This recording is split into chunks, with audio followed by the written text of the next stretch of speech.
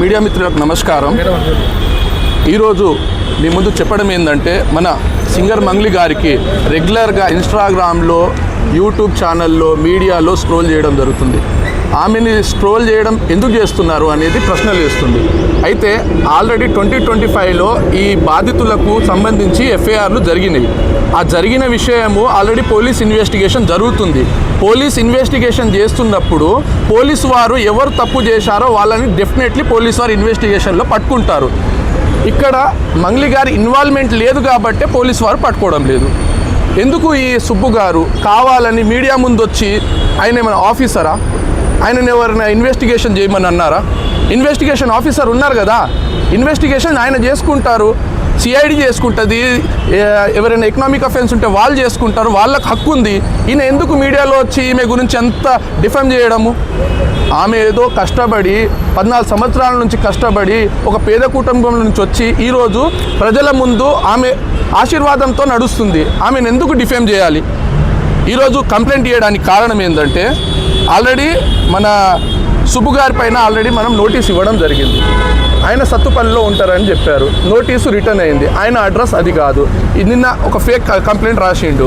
ఏమని? దాంట్లో అడ్రస్ ఏమో చేంజ్ ఉంది. ఆయన డిఫరెంట్ అడ్రస్లో ఉంటాడు. ఆయన ఎలా నోటీస్ ఇవ్వాలి? రిటర్న్ వచ్చింది. అదేవిధంగా ఆయన పర్సనల్ నోటీస్ ఇవ్వడం జరిగింది, వాట్సాప్లో ఇవ్వడం జరిగింది. ఆయన పైన డిఫమేషన్ కేసు వేయడం జరిగింది. మీడియా మిత్రులకు చెప్పేది ఏంటంటే మేడం మీడియా ముందు రాకపోవడము ఆమె బిజీ షెడ్యూల్ వల్ల రాలేదు. ఆల్రెడీ ఆమె ఆల్రెడీ ఆయన పైన కేసులు వేస్తూనే వస్తుంది.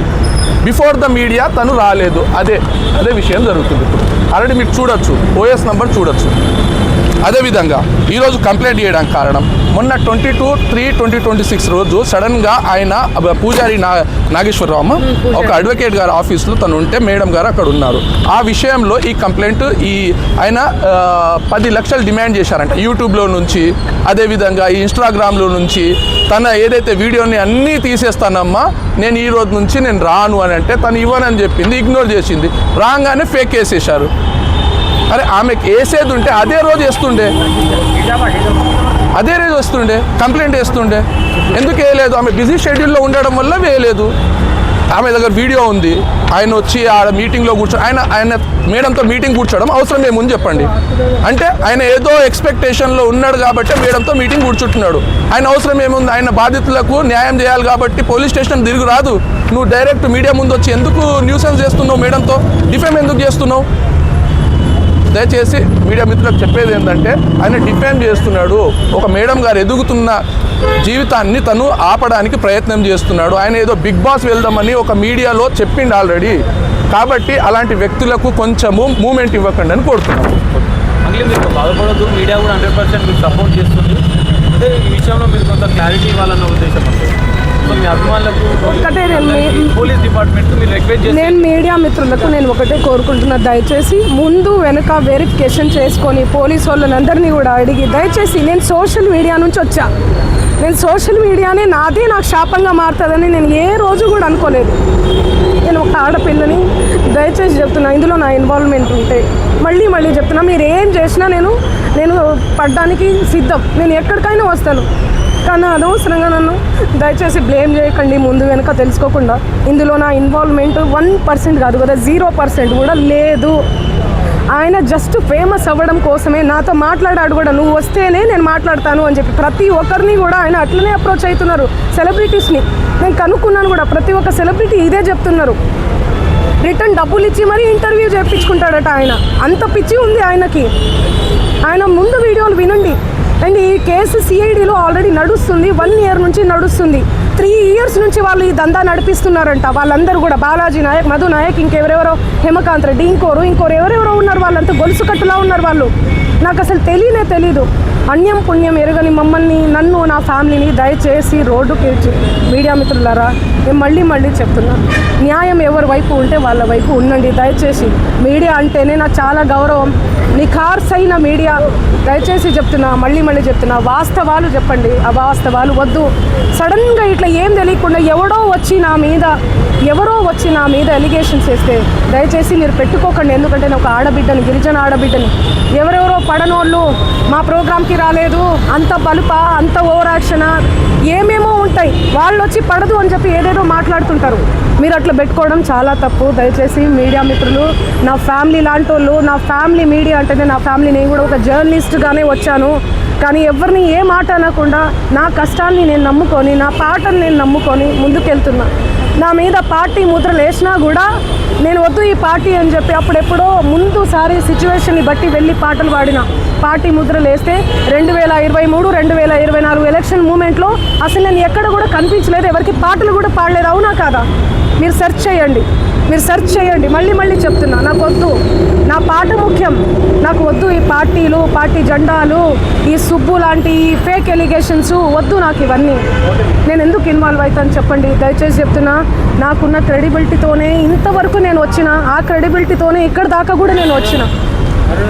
దయచేసి నా ఫేమ్ని డీఫేమ్ చేయకండి కోరుతున్నా నేను, ప్లీజ్. Thank you. మీడియా మిత్రులందరికీ నమస్కారం. ఏదైతే మైక్రో ఫైనాన్స్ పేరిట ఈ సుబ్బు అనే అడ్వకేట్ ఎవరైతే ఉన్నారో ఆయన నా మీద చేస్తున్నటువంటి ఆరోపణలు ఏవైతే ఉన్నాయో అవన్నీ ఫేక్ అలిగేషన్స్. నిజంగా నేను ఇందులో ఇన్వాల్వ్ అయి ఉంటే గిన నేను ఎక్కడికైనా రావడానికి సిద్ధం. నేను ఎక్కడ ఏ పోలీస్ గడపలైనా ఏమంటారు కోర్టు గడపైనా తొక్కడానికి సిద్ధం. నేను ఇందులో నన్ను ఇన్వాల్వ్ అయినావు అని చెప్పి తేలిస్తే నేను ఏమన్నా చేయడానికి సిద్ధం. ఇన్వాల్వ్ కాలేదని తేలిస్తే మీరేం చేస్తారు? మీడియా మిత్రులు అందరూ కూడా, నేను మీడియా ఫ్యామిలీ నుంచి వచ్చాను, మీరందరూ ఏం చేస్తారు? నాకు మాట ఇవ్వాలి. ఆయన ఇవన్నీ తప్పుడు ఎలిగేషన్స్ వేస్తున్నాడు. ఒక బంజారా గిరిజన ఆడబిడ్డ మీద కష్టపడి 14 ఏళ్ల నుంచి ఒక్కొక్క మెట్టు ఎదిగి పోయినటువంటి ఆడబిడ్డ మీద ఆయన ఈ ఫేమస్ కోసం కేవలం బిగ్ బాస్ కి వెళ్ళాలి, శ్రీముఖి అంటే క్రష్, ఫేమ్ అవ్వాలి. ఆయన ఒక భరతనాట్యం డాన్సర్. సో ఆ డాన్స్ అవన్నీ నేర్చుకొని ఉన్నాడు కాబట్టి ఆయనకి సినిమా పిచ్చి ఎక్కువ, సినిమాల మీద మక్కువ ఎక్కువ. దానివల్ల నా పేరు వాడుకొని ఆయన ఫేమ్ అవ్వాలని చెప్పి ప్రతి ఒక్క మీడియా గడప తొక్కి ప్రతి ఒక్కరికి అడిగి ఇంటర్వ్యూ తీసుకోండి అని చెప్పి లేనిపోని అలిగేషన్స్ అన్నీ కూడా నా మీద వేస్తున్నాడు. నిజంగా ఆ బాధితుల్ని చూస్తుంటే నాకే చాలా చాలా బాధ అనిపిస్తుంది. నాకేం సంబంధం ఉంది? ఈ చేతి నిండా పనులే ప్రజల ఆశీర్వాదాలతో, మీ అందరి ఆశీర్వాదాలతో ఈ రోజు మీడియా లేకపోతే నేను లేను. ఇండిపెండెంట్ గా ఎదిగిన దాన్ని, నేను మీ చేతులల్లో ఎదిగిన దాన్ని, మీ చేతులల్లో పెరిగిన దాన్ని నేను ఎందుకు చేస్తాను? నేను అక్కడి నుంచే కదా వచ్చాను. ఎక్కడి నుంచి అయితే వచ్చాను వాళ్ళ పొట్ట నేను కొడతానా? నిజంగా నేను బాధితుల తరపున గట్టిగా నిలబడుతున్నాను.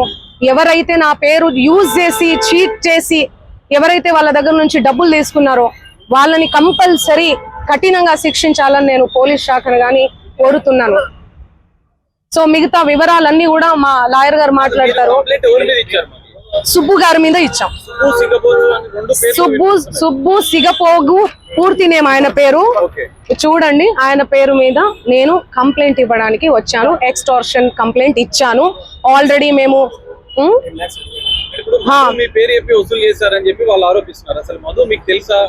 నా మీద ఎవరెవరో ఆరోపిస్తారండి. ఎవరెవరో వస్తారు, ఫోటోలు దిగుతారు.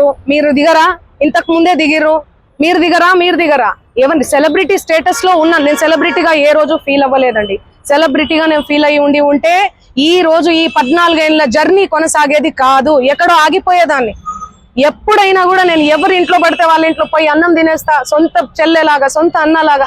అన్న చెల్లి తప్ప, అన్న తమ్ముడు తప్ప వేరే సంబోధన కూడా ఉండదు నా నోట్లకెళ్ళి. సో ఎందుకు ఇంతలా బదనాం చేస్తున్నారో నాకు అసలు ఏం అర్థం కావట్లేదు. ఎంతో మంది నాతో ఫోటోలు దిగుతుంటారు, ఎంతో మంది ఇంటికి పోయి భోజనం చేస్తుంటాను. అదే చెప్తున్నా, ఫేక్ ఎలిగేషన్స్ అని చెప్తున్నా నేను. అందుకే కేసు పెట్టాం మేము. ఎలా ఇస్తా? ఆయన రివర్స్ అంటున్నాడు. ఆయనే డబ్బులు ఇస్తే నేను నీ పేరు దేను ఇండ్లకెళ్ళి. నన్ను డిమాండ్ చేశాడు. మీరు ఇండ్ల పేరు ఉండకూడదు మీది అంటే మీరు పైసలు ఇవ్వాలి నాకు. ఆయన పైసలు ఇవ్వాలనే కదా ఇదంతా చేస్తున్నాడు. మీకు అర్థం కావట్లేదా? అందుకే మేము డిఫమేషన్ కేసు పెట్టినాం. ఎందుకు సంబంధిస్తారండి? ఎవరెవరో వస్తారు, ఆమె మాకు తెలుసు, ఇదిగో నేను ఫోన్ చేస్తాను, ఇదిగో మాట్లాడు, ఇదిగో నా కోసం పాట పాడింది, నా కోసం ఇదిగో ఇంటికి వచ్చింది, అన్నం తిన్నది. అభిమానులు ఎంతో మంది ప్రోగ్రామ్కి వెళ్తున్న క్రమంలో ప్రోగ్రామ్ చేసుకున్న తర్వాత మేము అన్నం తినండి, మా ఇంటికి రండి, మా ఊరికి రండి మేడం, మీ కాలు మోపండి మేడం, మీరు లక్ష్మి లాగా ఇట్లా మాట్లాడుతుంటారు ఎమోషనల్ గా. నేను ఎంతో మంది ఇళ్లలో, నేను కర్ణాటకకు పోయినా ఎక్కడ పోయినా కూడా ఎంతో మంది ఇళ్లలో పోయి అన్నం తినేసి వస్తాను నేను. ఎందుకంటే అభిమానం. నేను చాలా చాలా ఎక్కడి నుంచి అయితే వచ్చానో నా మూలాలు నేను మర్చిపోలేదు. ఓకే, సో ఇవన్నీ కూడా ఫేక్ ఎలిగేషన్స్. నేను మళ్ళీ అవును, మా లాయర్ గారు మాట్లాడతారు. నేను ఇన్ని రోజులు మీడియా ముందు నేను మీడియా ముందు 100-200 కోట్ల రూపాయలు అంటున్నారు. మీ పేరు చెప్పి వేరే వాళ్ళు ఎవరైనా వసూలు చేశారనుకుంటున్నారా మీరు? ఇప్పుడు నా పేరు చెప్పి ఎవరో వసూలు చేశారు, మాకేం తెలుస్తుందండి? ఆ కేసు వచ్చాను. ఆయన ఏమంటున్నాడు? ఎలా రెస్పాండ్ అవుతానండి నేను? ఇప్పుడు నా ప్రోగ్రామ్స్ అన్ని వదిలిపెట్టేసుకొని నేను రెస్పాండ్ అవ్వాలా? నిన్న కూడా కేసు పెట్టారు. నిన్న నేను ఇబ్రహీంపట్నంలో శ్రీదత్త కాలేజ్ లో నేను ప్రోగ్రామ్ చేయడం జరిగింది. అది వదిలేసుకొని నేను వచ్చి నేను సంజాయిసి ఇచ్చుకుంటా కూర్చోమంటారా నన్ను? చెప్పండి. ఎందుకుంటారండి క్లోజ్ ఫ్రెండ్స్? మా బంజారా కమ్యూనిటీ వాళ్ళందరూ కూడా ఎందుకుంటే చాలా మంది ఉంటారండి. ఉస్మానియా యూనివర్సిటీ ఉన్నారు, కర్ణాటక యూనివర్సిటీ నుంచి ఉన్నారు. నా ఓన్ చేసుకుంటారు, మా అక్క అని చెప్పి. మా కమ్యూనిటీ వాళ్ళు, మేము కూడా మా కమ్యూనిటీ అని చెప్పి నేను కూడా మాట్లాడతాను ఓన్ చేసుకొని. అరే తమ్మి అనుకొని అది ఇది అనుకుంటా మా భాషలో మాట్లాడతాను నేను. కంప్లైంట్ ఇచ్చిన సుబ్బారావు మీద ఇప్పుడు పంజాబ్ కేసులో కంప్లైంట్ చేస్తారు, మీ మీద ఆరోపణలు చేస్తున్నారు. ఇప్పుడు నేను ఒకటే మధు మీద ఎందుకు కంప్లైంట్ చేస్తలేరు? నాకు డబ్బులు వసూలు చేశాడని నాకు తెలియదు కదండి. ఈయన చెప్తున్నాడు కదా. అవును, చేసి పెడతాము, అందరి మీద పెడతాము. ఒకరు సిఐడి కేసు ఉంది వాళ్ళ మీద, సిఐడిలో ఉంది ఆ కేసు. 1 year అవుతుందండి. చూపి అన్న, చూపి. 2025. మీరు అవన్నీ తెలుసుకోరా? నాకు అర్థం కాదు. టకాటక్కని పెట్టేస్తే నా ఫ్యామిలీ ఏమైపోవాలి, మా నాన్న ఏమైపోవాలి, మా అమ్మ ఏమైపోవాలి? కొంచెం అన్నా మీరు ఆలోచించాలి కదా ముందు వెనక. నేను అలా చేస్తానా? నేను ఎన్ని పాటలు చేస్తున్నా, ఎవ్రీ ఇయర్ పాటలు. అది మా తమ్ముడు కాదు, అదే చెప్తున్నా నేను. మా తమ్ముడు కాదు, ఎవరు ఆయన? మా తమ్ముడు ఫోటో చూపియాలా నేను? మా తమ్ముడిని చూపియాలా? ఫోటో చూడండి, నా ఇన్స్టాలో ఉంటది, అన్ని దగ్గర ఉన్నాయి. సంబంధం అంటే ఫ్రెండ్షిప్ ఉంటదండి. హాయ్ అంటే హాయ్, బాయ్ అంటే బాయ్. వాళ్ళు ప్రోగ్రామ్ కానీ వచ్చిర్రు, తీజ్ ప్రోగ్రామ్ జరుగుతుంది, సేవాలాల్ ప్రోగ్రామ్ ఉంటది, ప్రోగ్రామ్ కానీ వచ్చిర్రు. ఆ బంజారా కమ్యూనిటీకి సంబంధించినటువంటి వ్యవహారాలు, ప్రోగ్రామ్స్ ఏవైతే ఉంటాయో అవన్నీ మా తమ్ముడు చూసుకుంటాడు. మిగతా తెలుగు ప్రోగ్రామ్స్, కర్ణాటక కన్నడ ప్రోగ్రామ్స్ ఏమైతే ఉన్నాయో అవన్నీ నా మేనేజర్ చూసుకుంటాడు. సో అది నా ఎంతో మంది వస్తుంటారు. ఇప్పుడు నా పేరు చెప్పి వాళ్ళు వసూలు చేసుకుని నాకేం తెలుసు? నేనేమన్నా రోబోనా, లేకపోతే దేవుణ్ణా, దేవతనా? లేకపోతే నేను చూసుకుంటూ కూర్చోనికి ఎవరెవరు నా పేరు మీద ఏం చేస్తున్నారని చెప్పనీకి? అండి మీరు కావాలంటే అందరు రండి, మీడియా వాళ్ళందరూ రండి, మా ఇంటికి రండి. గతంలో క్లారిటీ ఇచ్చారు, కోకాపేటలో స్కూలు, హాస్పిటల్, పబ్బు కోసం ఆ కోకాపేటలో స్కూలు, పబ్బు అవన్నీ యాడున్నాయో తెలీదు. ఆ బిజినెస్ మైండే ఉంటే ఎప్పుడో పెట్టేసుకునేదాన్ని. నీ పాటల ప్రపంచంలోనే ఎందుకు బతికేదాన్ని? నాకు పాటలు పాడడం, పాటల ప్రపంచం తప్ప ఏమీ తెలియదండి. నాకు నిజంగా డబ్బు ఆశ ఉంటే లాస్ట్ ఇయర్ ఎన్నికలు 2023 ఇక్కడ, 2023 ఇక్కడ, 2024 అక్కడ జరిగింది.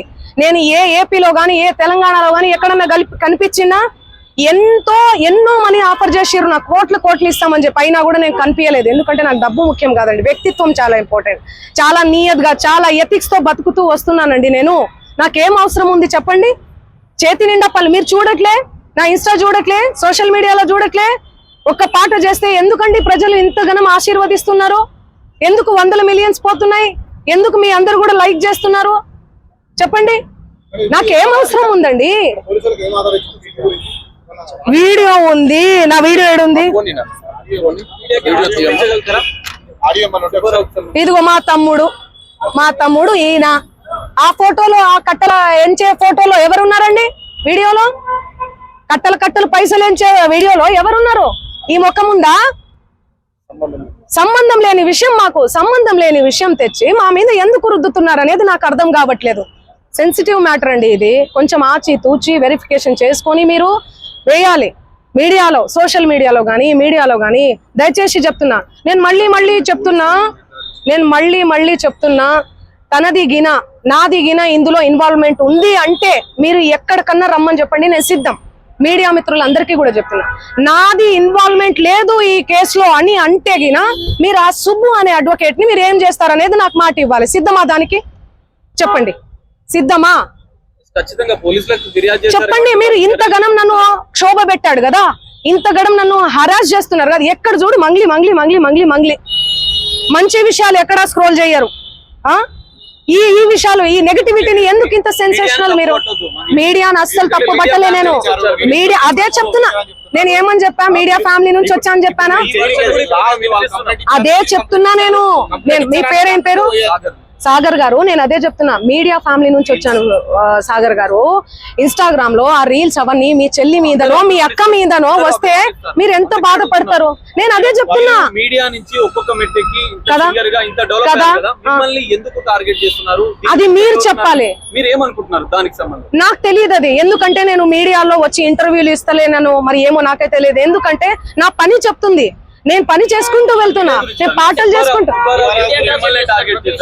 ఆయన అదే చెప్తున్నాను కదండి, బిగ్ బాస్ కోసం, ఫేమస్ కోసం అని చెప్తున్నాం కదా. ఆయన కేవలం ఫేమస్ అవ్వాలి, ఫేమస్ అయ్యే దానికోసమే ఇదంతా చేస్తున్నాడు. ఆయన మాటలు మీరు చూడండి. నెక్స్ట్ ఇయర్ బిగ్ బాస్ వస్తే నేను వెళ్తాను. శ్రీముఖి అంటే నాకు క్రష్. నాతో మాట్లాడేటప్పుడు కూడా మీతో ఫ్రెండ్షిప్ చేసుకుందామంటే మీరేంది ఆరోగంటగా మాట్లాడుతున్నారంటే, అవును కేసు పెడతాము అంటే ఆరోగంటగా మాట్లాడకుండా ఎందుకు మాట్లాడతారండి? నేను తప్పు చేయందని. తప్పు చేయని వాళ్ళు ఎవరన్నా మాట్లాడతారు. నేను మీకు వీడియో చూపిస్తాను, ఆగండి, చూడండి ఎలా మాట్లాడుతున్నాడు, ఎట్లా డిమాండ్ చేస్తున్నాడు చూడండి. ఇంతే సౌండ్ అండి ఇది. యా చూడండి, నువ్వేమన్నా ఆకాశం నుంచి ఊడిపడ్డావా? నడుమంతపు సిరియా ఇదంతా ఇంత వల్గర్ లాంగ్వేజా? ఇంత సోకులు ఎందుకు పడతారు మీరు? ఎలా వస్తానండి? నేను అదే చెప్తున్నా. పనులు ఉన్నాయండి, నాకు ప్రోగ్రామ్స్ ఉన్నాయి. కర్ణాటకకు పోయినాను. నిన్ననే నేను శ్రీదత్త యూనివర్సిటీలో కాలేజ్ లో ప్రోగ్రామ్ కూడా చేశాను. మీరు చూడండి నా అప్డేట్స్ దయచేసి చూడండి. ఇన్స్టాలో నేను పోస్ట్ కూడా పెట్టడం జరిగింది. దీనికి నాకు ఏ సంబంధం లేదు. బాధితులకు దయచేసి పోలీస్ శాఖ వారు న్యాయం చేయండి. నేను బాధితుల డెఫినెట్లీ ఖచ్చితంగా ఉంటా నేను బాధితులకు. ఎట్లా ఫైట్ చేయబోతున్నాము? లీగల్ గా వెళ్తున్నామండి మేమంతా. మా లాయర్ గారు మాట్లాడతారు. నేను ఇప్పటి వరకు మాట్లాడాను కదా, మాట్లాడండి లాయర్ గారు.